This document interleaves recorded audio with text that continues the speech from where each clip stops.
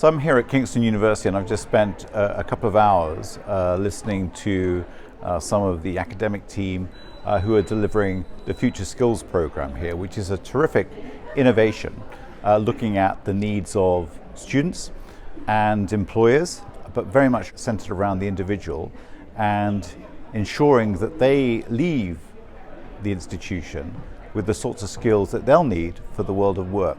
This has all been designed in collaboration with businesses, understanding the needs of businesses and other organizations, and also with the students.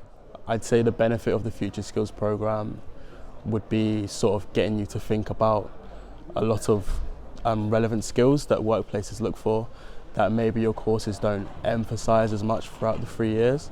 And so the module will make you think about the relevant skills, whether that's collaboration or digital competency, and sort of make you think about it in a different sort of way.